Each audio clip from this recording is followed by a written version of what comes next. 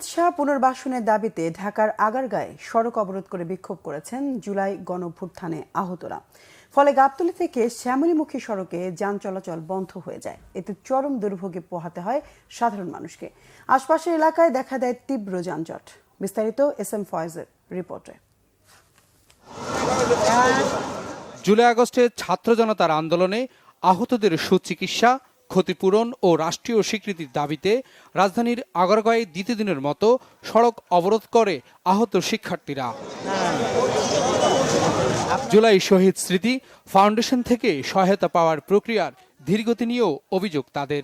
আমরা কে খোড়া, ল্যাংড়া, অন্ধ নাকি কি, যেমন মুক্তিযোদ্ধাদের একটা আইডেন্টিটি আছে, আমাদের এরকম একটা আইডেন্টিটি চাই আমরা। এটা প্রথম দাবি।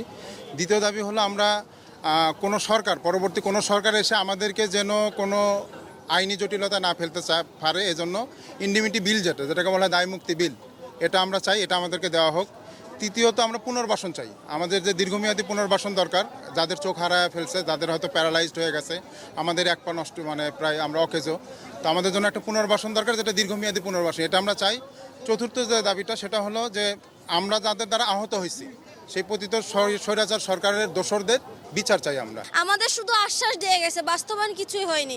আমাদের যে অনুযায়ী ক্ষতি হয়েছে সে ক্ষতিপূরণ তো দূরে থাক, আমাদের মানে সমস্ত দেশ ঢেলে ঢেলেও ক্ষতিপূরণ হবে না, কারণ যার চোখ গেছে সে জানে, যার পা গেছে সে জানে, যার হাত গেছে। আমরা কেন এখানে দাঁড়াবো? সবাইকে হসপিটালে বেডে শুয়ে সেবা নেওয়ার কথা, সেখানে না শুয়ে আমরা এখানে বাধ্য হয়ে রাস্তায় দাঁড়িয়েছি। আমাদের একটা ভাই সে গলায় ফাঁস নিয়ে দাঁড়িয়ে আছে, যতক্ষণ মানে আমরা এমন একটা পরিস্থিতিতে এসে পৌঁছাইছি যে আমাদের এখন মৃত্যু ছাড়া কোনো অপশন নাই।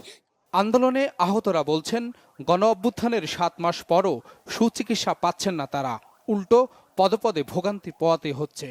আমি বলবো টালবাহানা। আমাদের সরকার সবকিছুই চলতেছে তাদের, কিন্তু আহতদের ব্যাপারে, নিহতদের পরিবারের ব্যাপারে তারা এরকম কোনো উদ্যোগী ভূমিকা গ্রহণ করে নাই। আমরা যখন আন্দোলন করেছি তখন একটা স্লোগান ছিল, দালালি না রাজপথ। আমাদের সবাই বলেছিল যে রাজপথ রাজপথ, তার মানে দাবি আদায় করতে রাজপথ ছাড়া কোনো কাজ হয় না। একবার এক দিক দিয়ে ডেট দেওয়া যাওয়ার পরে বিভিন্ন অঙ্গর নেতৃবৃন্দ সাথে বসে তারা আবার এটা ডিসকোয়ালিফাই করে দেয়। আমাদের কোনো দামই নাই তাদের কাছে, যে আমরা যে হাসপাতালে কাতরাচ্ছি। আমরা আজ 7 মাস ধরে হাসপাতালে বিভিন্ন দুঃখে মরছি। আমাদের কোনো সুচিকিৎসা দিচ্ছে না এবং পুনর্বাসন দিচ্ছে না, এবং যে একটা আমাদের যে রাষ্ট্রীয় স্বীকৃতি সেটা সরকার দিচ্ছে না। সড়ক অবরোধের কারণে সাধারণ মানুষকে ব্যাপক দুর্ভোগ পোহাতে হয়। এস.এম. ফয়েজ, বাংলা ভিশন, ঢাকা।